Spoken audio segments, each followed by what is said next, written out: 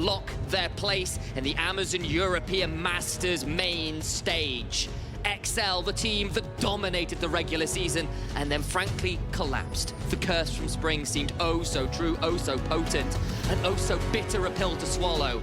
Dusty on the other side, a team that has gone from strength to strength. We've built another roster in summer, a roster that looked like a championship contenders. Backland on the Yasuo, Linkus on the Diana, and everything to play for in our final game of this upper bracket finals. And every single team seems to be putting down a ward in the red buff, of course. Most of the junglers are starting red side, top quadrant, sorry, if they're on red side. So making sure you spot when they're coming by. You can spot their actual gank timers, or even if you want to pull a cheeky invade in as well. Something that we've been seeing a lot is the skill matchups in the mid lane, where there has been the Sylas into the Akali. Now we're seeing the Yasuo into the Akali. This time it's Morosco piloting the Akali for the first time this series. We've seen Backland play it twice. And honestly, I'd like to keep the camera a little bit in the mid lane, seeing how the trades go, because I think mid lane priority is going to be huge for both of these teams. JDXL want to play towards the top side of the map. They want to shut down Kerberos on Darius.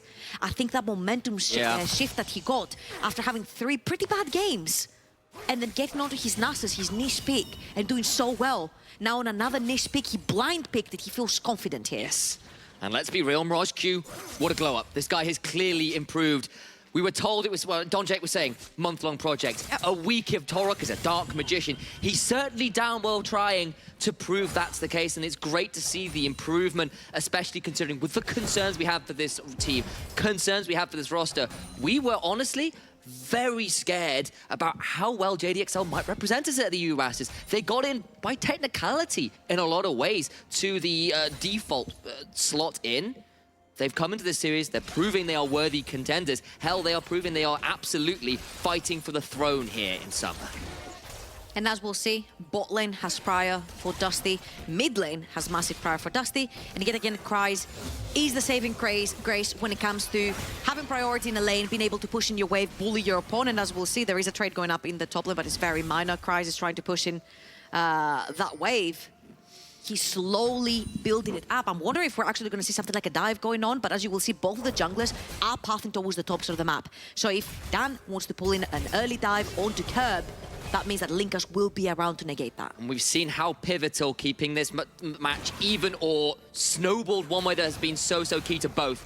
Having a look at this matchup head-to-head now, we've talked about both from various sides. Even in KDA, an advantage in the DPM to Cries, but both players have been so critical in their team successes. FCG trying for a quick knock-up right here, but I'll agree with you. When Kerberos is having a good game, it's usually one of his niche picks. The Nasus, the Darius, hell, we saw even a pentakill coming in from Jaxplank on the Darius, so we know how strong the champion can be on somebody who knows how to pilot these champions. The thing that comes to mind is Adam, for example, on the same champion. So for the side of Cries, we mentioned it. Emin has left a hole when it comes to doing damage in the team. Somebody needs to step up. When Dan, after the durability patch, has to fall back to the Sejuanis, the Javans, he's not going to be the one picking the Nocturnes anymore on the Shyvanas. He's not going to be the one doing the damage for his team.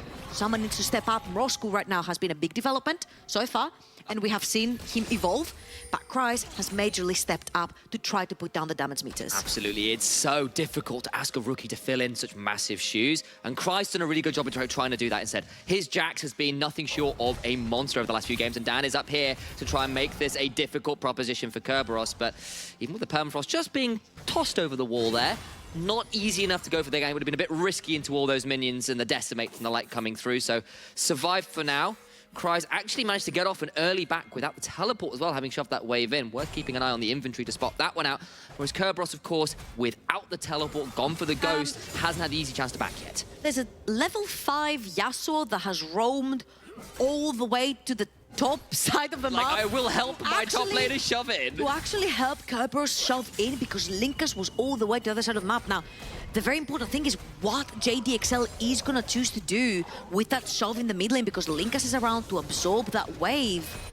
And he's actually going to keep it to the side, so it's going to freeze temporarily in front of the tower, which means that Kerberos will have time. He can actually be the one sprinting in the mid lane to not lose any CS and experience over that wave that's been pushed down by Morosco. And they've actually, I think, they might have actually pulled a swap here. Little bit. Now, they may well have thought about it, just trying to find an easier place to play this one out. They now are resetting those, so I think it is just an easier way to make sure those minion waves aren't lost. Quick shout out towards Linkcast as well here. The double ruby crystal suggests this will be the Sunfire Nash's build on the Diana. Not a Protobelt, it's bot side. Damage goes down to the Venza, and exhaust has to be traded in space of the Ignite. Voxney has flashed as well, though. The Ghost on Venza. Summon is down, and Venza, down to 100 HP, needs to be wary as Dan's looking to counter gang. Sejuani is moving bot lane, but Venza can barely step in because he has very low HP. Gonna try and trade this one out. Voxney flash. The exhaust is still available. Knock up onto 2, and Dusty is this first blood. Gonna try and get it onto Venza, who's so low. Permafrost down onto Voxney. Nose over the wall with the sparks, and Voxney healing back up best he can. Cannot quite get the kill. Flash from Venza. He'll trade for it, but it will still be surely a 2-for-1 in favor of JDXL in this most final of games. And the wave is at the perfect position for Venza to die. He's level 4 death, grab a kill and get back and not lose anything. JDXL with the early game aggression working out again. Roscoe, but he's going to find the other end here. He goes and thinks he's got it. Gets it anyway. The rookie finds a solo kill in a 1v2. Still traded out. But that is exactly the kind of gumption you want to see in a game 5. Down to the bot lane first. Let's go down to the bot lane because FTG and Venza take a very unfavorable trade. Really nice handshake right there from Sten to get him closer to Vox. And Vox, of course, has the OE gun, he has the Infernum, but also has the root, which means he keeps slowing FTG and they're slowly but surely chipping away these HP bars. Dan into that bottom with a flash instant Q to knock both of them up and CC them. And as you'll see, Venza cannot get too close because he is very low, and Sten's auto attacks on the Renata really hurt. This is one of her big strengths. But the flash forward to get that kill dies to the minions afterwards. But it's a 2 versus 1. The wave is at a pretty good state, and please, I hope we have that replay in the middle again. Of course we do, because our observers are smurfing Roscoe right here, taking the 1v1 straight into backline. A guy who has been notorious for winning those. And even though he does get hit by this, he's expecting his jungler to help. But Linkas is not level 6 yet. He cannot assist.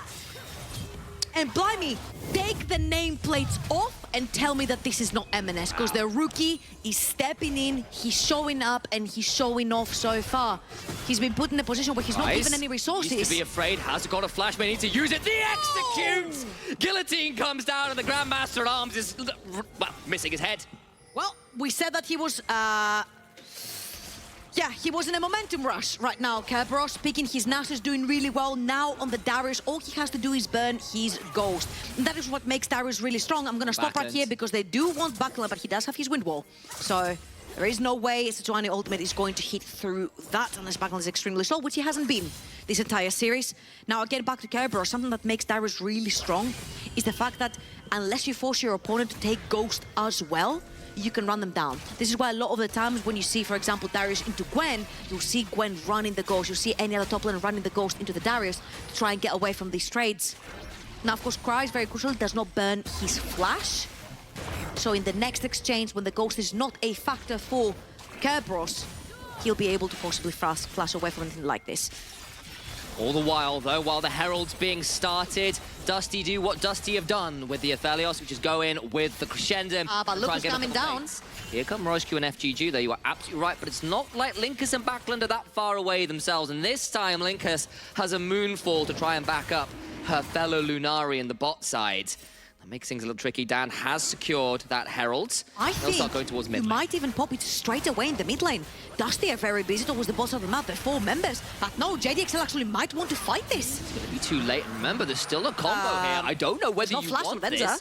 Be a little afraid. Venza has a Spark Surge, but he has to be so careful. You step too close, and you will be murdered by the combo. Dan trying to trade out for the Scuttle Crab, but just has to back away. They think better of it, and I think wisely so. I think at these choke points, Renata, Diana, Yasuo combos really win because there's very narrow places that you can walk from, so it's really likely that these ultimates will hit, and if one hits, the entire chain will hit and somebody will die, even someone like Sejuani, who's the tankiest member from the side of JDXL. Now, of course, we're keeping an eye towards the top side of the map, because even though Kerberos did manage to get the solo kill, Cry's is ahead when it comes to that CS in, and the wave right now is at the state where Kerberos cannot step up too far forward. because he might actually end up going down. You'll see FG has roamed towards the top side of the map, trying to assist his top laner. Right now, the wave, of course, is going to start slow pushing towards Kerberos, so Kerberos does not necessarily have to overextend. The wave will come his way one way or another. Exactly the play. Just keep an eye on those wards. You can see JDXL put an absolute line of them straight down the river. They've got an idea, and on the other side, Dusty have tried to do something pretty similar. FGG just spotted out there by that vision plant, I think. Did he? I'm not so sure. he did get question mark ping, but I'm not sure if he actually... Oh no, now they saw the ward getting put over, so they'll have an idea. So that's what's given it away.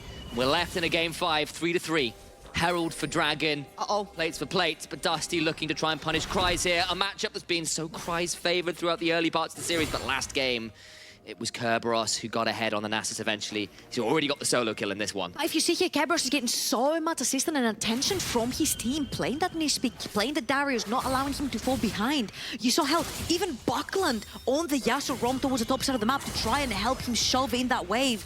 You see that Stand is roaming towards the top side when a huge wave is crashing underneath Kerberos' tower. They're not allowing him to get dived. Talking about dives, then Voxney oversteps, gets too close to that bot lane tower. He might actually get dived. The Sejuani is around. There's only 3 members of JDXL and 4 incoming from the side of Dusty. If they stay too long around, Venzer, very well, celebrated death. Crescendum's down so much damage. The exhaust after into the Moonlight Vigil, flashes out of the Glacial Prison, but they will be able to keep him alive right now with a battle dance. Linkus looking for the angle though, will hop forwards, has another Lunar Rush available, I think, but will not go for anything more. Voxney burns a lot to not secure the kill. Ooh, then just about Venzer gets away with his life, but I think right now, because of the bars, the HP bars of JDXL, Dusty are looking to pressure underneath the tower. Again, this is a 3 versus 3 right now, so...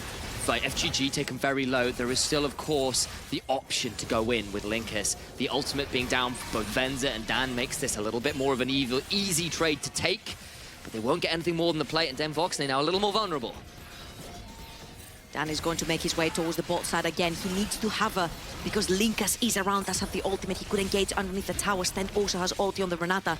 It's pretty damn powerful. If it does hit Venzer, he could pretty much take down his team members low enough to the point where then Voxney will finish them off with the Aphelios. But I think we've slowed down in general. Again, just a touch. Huge stakes right here. Main stage at EU Masters. Straight into NLC finals, and a chance for the title is what's at stake for both of these teams right here. Bunch of rookies for the side of JDXL, FTG, Venza, Mrosku. FTG and Venza were actually playing for the team they're playing against right now. In spring, they were playing for Dusty. They made it through all the way to 3rd. And what a story that would be is if they beat their old team. What a story it would be if they lose to it. So much pride on the line here. Yes, I made the right choice to stay. Yes, we made the right choice to move.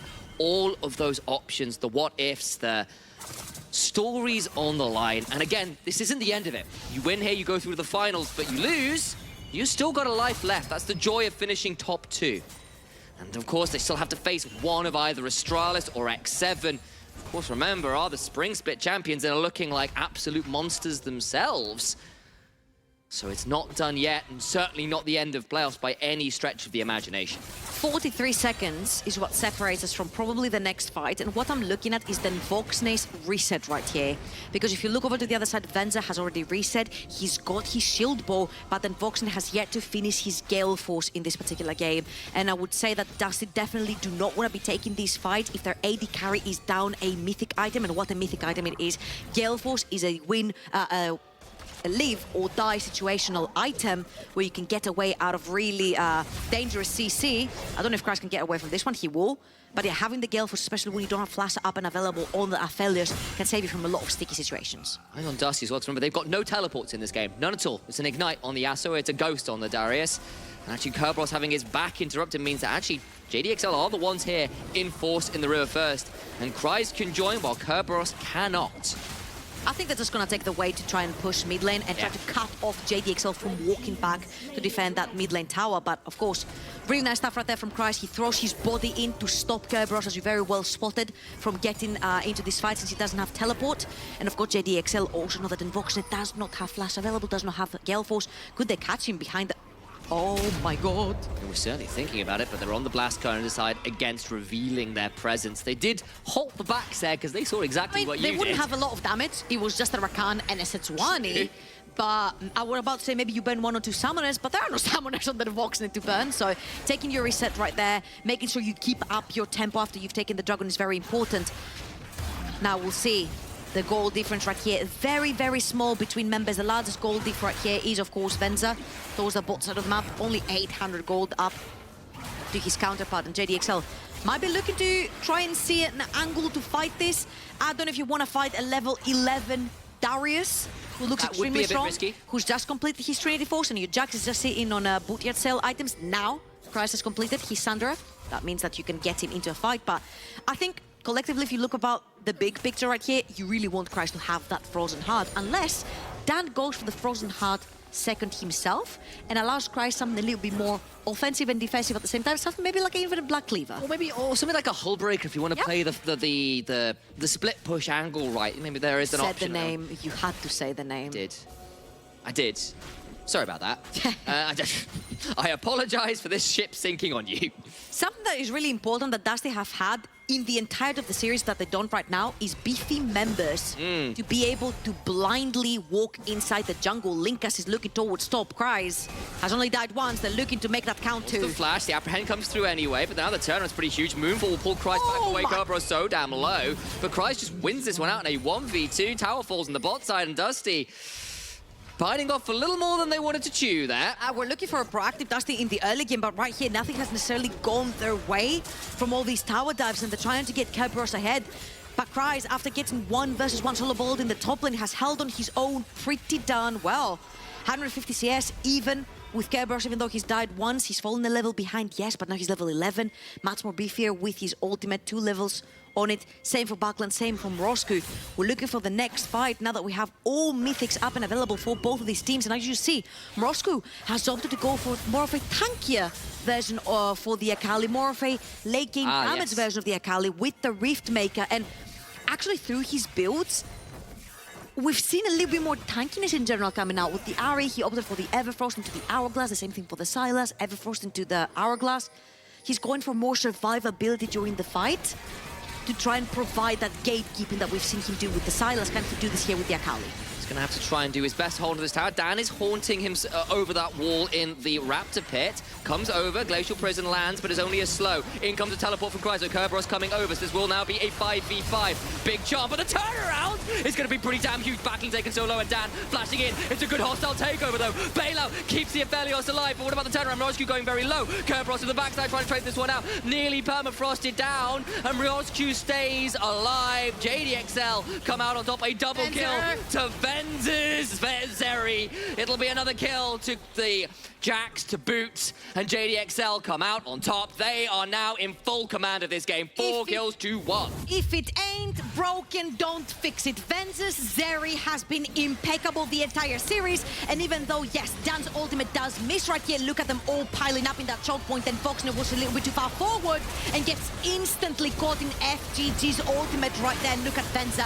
He has been kept alive this entire time, and look at Kerberos. He's gonna jump behind him. What does Cries do? He stops him from entering the fight. He stops him from getting anywhere near his AD carry. So far, the team fights from JDXL have been flawless in this game, and Venza gets to cash in yet again on one of his most successful champions this series. 3-1-3, 2 items now. This Zeri well and truly set up to succeed. Mirage Q, 2-1-2. Again, the rookie mid laner asked to step into such mighty shoes, doing his very best here in a match that will send them to main stage. It's only 1,500 gold difference right here, and it's very early stages. We all know what an Aphelios with full items can do, what a Yasuo with full items can do. All Linkas has to do is find the correct button at the correct time, and there's not so many squishes on the side of JDXL that can go down with a simple press of an R button from both Linkas and Buckland. But so far, it has been JDXL again with the finger on the trigger. They've been the ones engaging in their own terms, and I think this is what has haunted Dusty so far in this series, the fact that they have been the ones that are more laid back, that the ones that are waiting to get engaged on and peel backwards right here. They do have the button to make it work, and Linkas make it work. Cries, counter-strike down, but nothing more. Leap strikes away to safety. Can Linkas and Backlund find the combo they need? You can see the analysts back in the green room. Momentum meter heavily in JDXL's favor.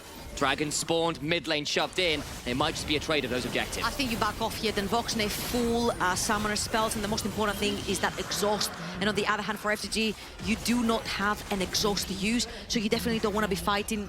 You don't want to be fighting these mismatches as well. So for JDXL so far, breaking open that mid lane tower is huge because there isn't necessarily much wave on the side of Dusty. I see 3 melees towards the top side of the map and an Aphelios. Does that Aphelios not have the right items, the wave clear becomes really difficult. So breaking open that mid lane tower also gives a bunch of opportunities to catch people off guard with the Sejuani. Still, a bit of a shove in the mid lane. Little else to see right now. What happens here, though, as everyone's coming to collapse? I think we've got a fight brewing. 4v4 is the call.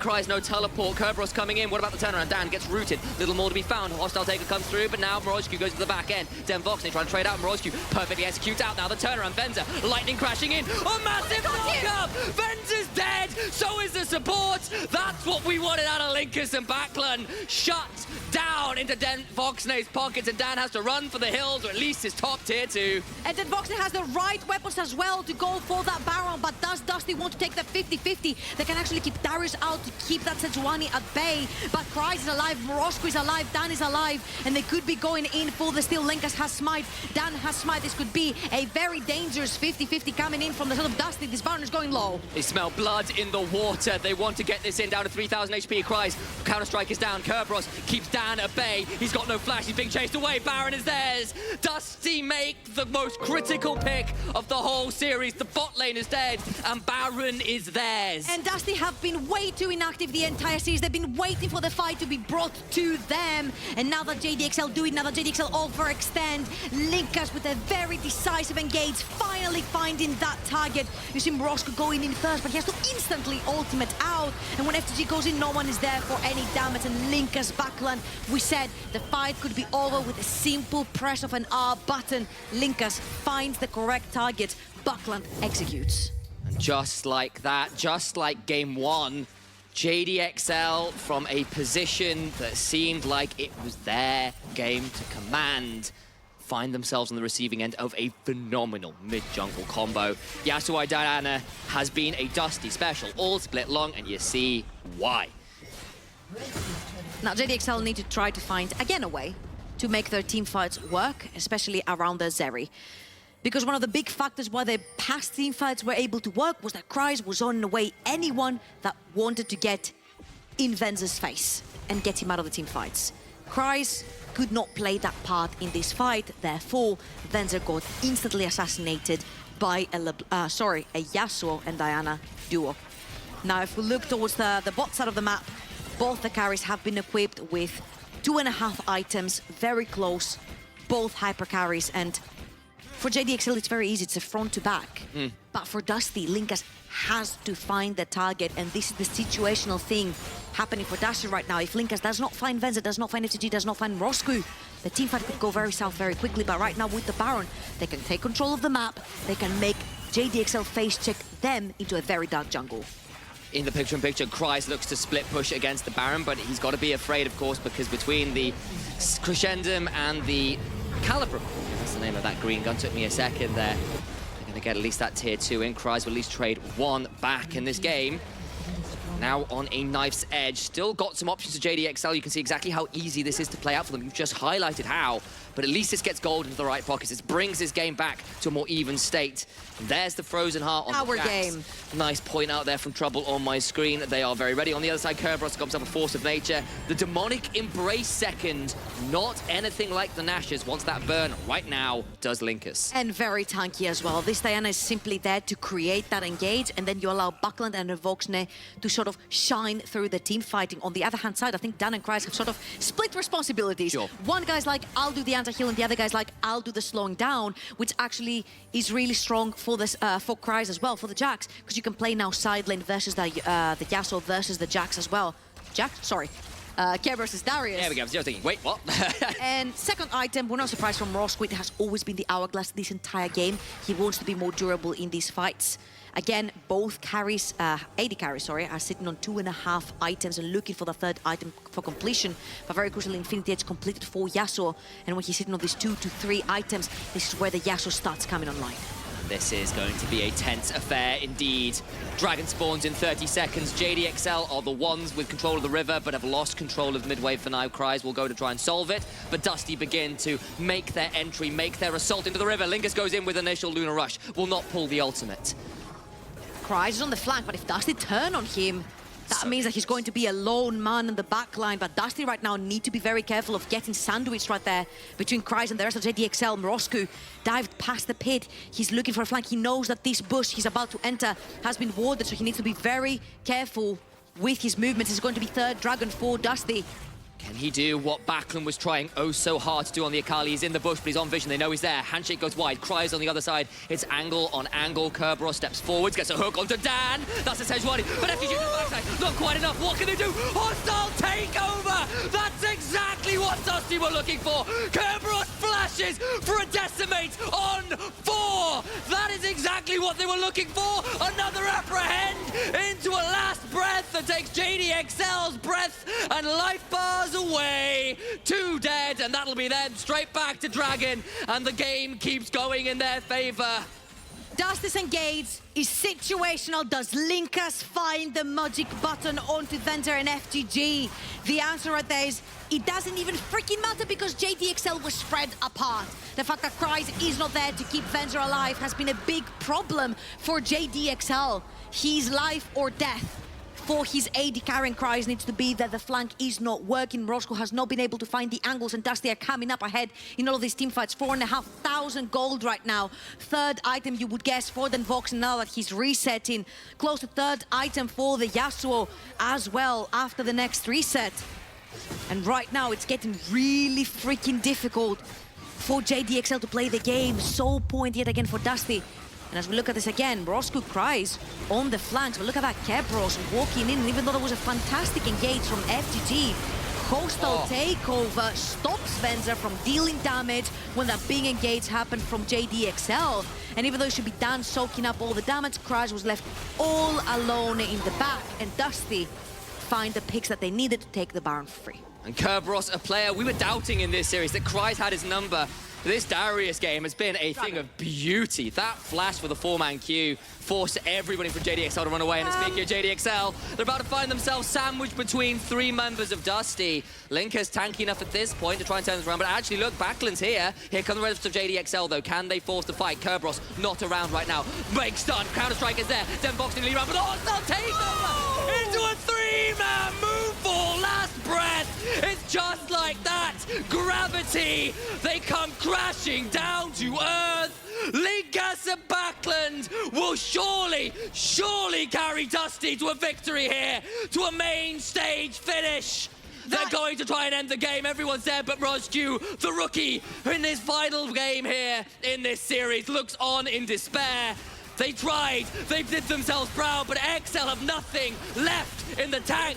Dusty will be going to main stage. Dusty will prove that XL just aren't good enough.